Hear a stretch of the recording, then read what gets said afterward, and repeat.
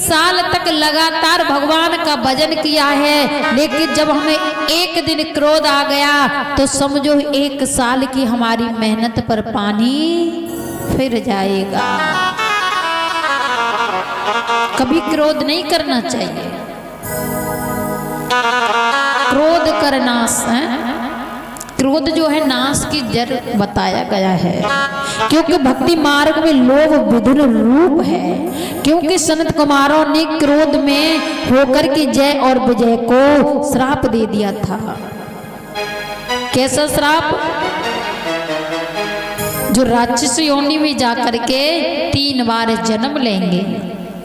सुखदेव जी कहते हैं ऐसा पाप कभी मत करना जैसे संत कुमारों ने किया था, जो जय विजय को श्राप दे दिया, वो भी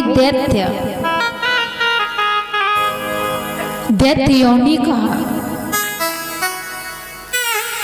सुखदेव जी कहने लगे, हे राजन, इस प्रकार से बाएं अंग से स्वाभिमनु और दाएं अंग से महारानी शत्रुपा को उत्पन्न किया है। आज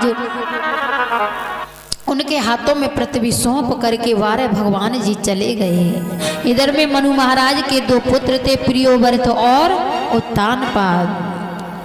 और बताया जाता है इनकी 3 कन्या थी, आकृति, देवहूति और प्रसूति। आकृति का विवाह रुचि के साथ में हुआ, देवहूति का विवाह करदम के साथ में हुआ और प्रसूति का विवाह दक्ष के साथ में हुआ था। करदम ऋषि देवहूति के यहाँ कपिल भगवान चल कर के आए थे। बोलिए कपिल भगवान की।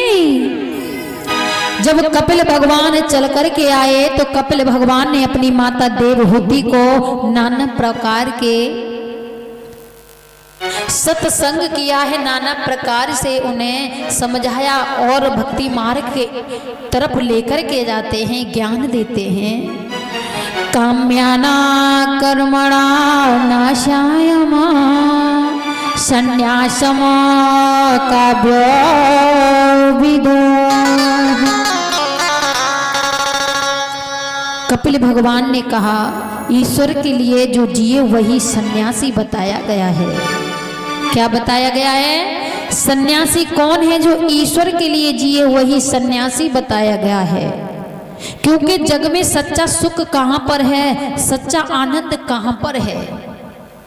माता देवहूति ने अपने पुत्र से कहा, हे पुत्र, संसार में सच्चा सुख कहां पर है? तो कपिल भगवान ने कहा, संसार में सच्चा सुख परमात्मा के सानिध्य में है। क्योंकि मनुष्य योनि में आकर के यदि हम भगवान का भजन नहीं करते हैं तो जो वो मनुष्य है वो पशु के समान बताया गया है। किसके समान?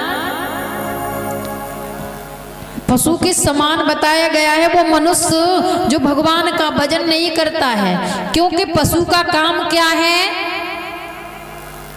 खाना और सोना। यदि यही काम मनुष्य करेगा तो वो भी पशु के समान ही होगा। क्योंकि मनुष्य भी बच्चा पैदा करता है, पशु भी बच्चा पैदा करता है, वो भी मनुष्य भी खाता है और पशु भी खाता है, मनुष्य भी सोता है और पशु भी सोता है। क्योंकि एक काम वो पशु नहीं कर सकता है। वो काम कौन सा है? भगवान का भजन। लेकिन भगवान का भजन कौन कर सकता है? मनुष्य कर सकता है। सबसे बड़ी विशेषता है मनुष्य के अंदर, अच्छे से अच्छा कर्म करके अपने जीवन का कल्याण कर सकता है मनुष्य। लेकिन एक जो पशु है वो कभी नहीं कर सकता है। पशु क्या है? भोग योनि है। वो तो कीचड़ में पड़ा है तो कीचड़ में ही पड़ा रहेगा। हाँ, अपना भोग करके चले जाते हैं। कहते हैं कि क्षणभंगुर जीवन की कड़का है।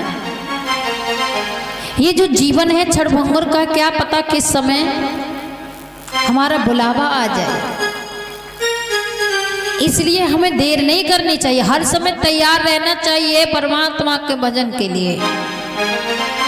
क्योंकि जब हम इस शरीर को छोड़ते हैं, ऐसा नहीं हो कि शरीर को छोड़ते समय में कष्ट हो। भगवान का भजन करेंगे तो शरीर को छोड़ते समय कष्ट नहीं होगा। जैसे हम स्टेशन पर जाते हैं तो स्टेशन पर यदि हमारा सामान हमारे पास अधिक होगा तो ट्रेन में चढ़ने में भी दिक्कत होगी और उतरने में भी दिक्कत होगी, क्योंकि जब भगवान का भजन नहीं करेंगे तो प्राणों को छोड़ने में भी दिक्कत होगी। कहते हैं क्षण भंगुर सुख रहित तो इस जगत में बताया गया है, मनुष्य शरीर को प्राप्त करके तू मेरा ही भजन कर। परमात्मा कहता है कि तूने मनुष्य की योनि तो प्राप्त कर ली, लेकिन तू मेरा भजन तो कर। नाना प्रकार से कपिल भगवान ने अपनी माता देवहूति को समझाया और उनके जीवन का कल्याण किया है।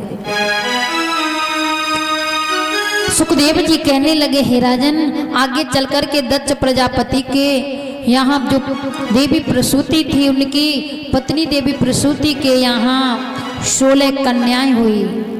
उनमें से बताया जाता है 13 धर्म को दी गई और 1 कन्या अग्नि को और 1 पितृगण को, और जो 16 भी कन्या थी वो शंकर जी के लिए ब्याही गई थी। किसके लिए? शंकर जी के लिए। धर्म की 3, देखिए धर्म की 13 पत्नियां थी, वो कौन कौन थी? दया, श्रद्धा, मैत्री, पुष्टि, क्रिया, उन्नति, व्रति, मेधा, तितिक्षा, धृति और मूर्ति। ये धर्म की 13 पत्नियां थी। और जो दक्ष प्रजापति की छोटी कन्या थी देवी सती, वो भगवान शंकर के लिए ब्याही गई थी।